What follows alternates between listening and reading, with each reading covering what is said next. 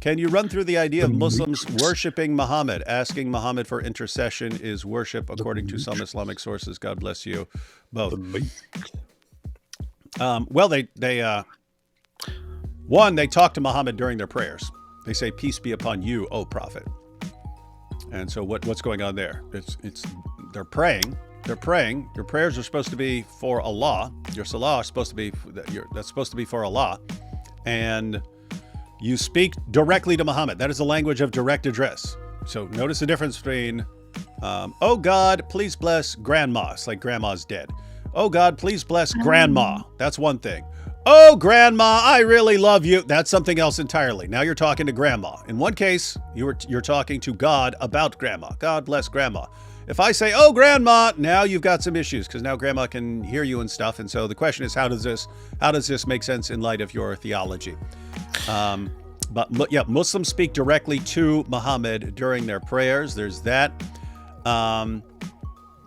You have Allah and his angels praying for Muhammad or upon Muhammad, according to the Quran itself.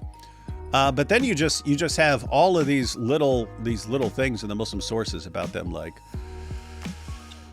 being obsessed with gathering his bodily fluids and stuff like this, and drinking his blood and all kinds of weird stuff. That is, let's just say, things that are not how you would treat an ordinary human being.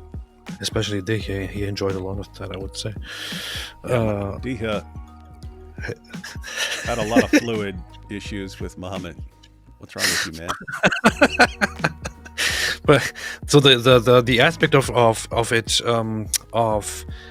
asking Muhammad for intercession being considered worship according to Islamic sources. So the Quran seems to, on the one hand, accuse Christians and Jews frequently of worshiping their own priests and their own religious authorities. Some Muslims bring this whole explanation when the whole Mary issue is brought up. So when it says that, when it says, and he will ask Jesus, "Did you tell the people, take me and my mother as gods besides Allah?" We point out that this is a huge misunderstanding, and that obviously the author of the Quran doesn't understand the Trinity and thinks Mary is part of it. And Muslims then say, no, what this means is it's because of the veneration of Mary. This is called worship. This is what the Quran is saying. Well, by the same standard, the way Muslims treat Muhammad would also be pretty much worship. Yep. And among traditionalist Muslims, the Salafis and others, there is some condemnation and objection to how Muslims have historically treated Muhammad, because historically Muslims, especially the Sufis and others, have had this whole thing for Muhammad, like, "Oh yeah, Muhammad, help us when we die in the afterlife," and so on. And they say that this is equal to worshipping Muhammad, and this is kufr, and makes you a disbeliever. But the same people just don't have any objection to doing their daily prayers, their salahs, and just speaking to Muhammad directly, and so on. It is all a giant mess. It is, in fact, a big, giant mess. And along the lines of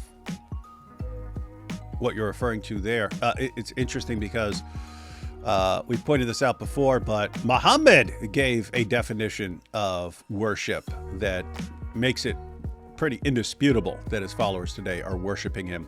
So you have in Surah 9, so you got Surah 9, verse 29, "Fight those who do not believe in Allah," and so on. And then it gives the explanation for why we need to be fought.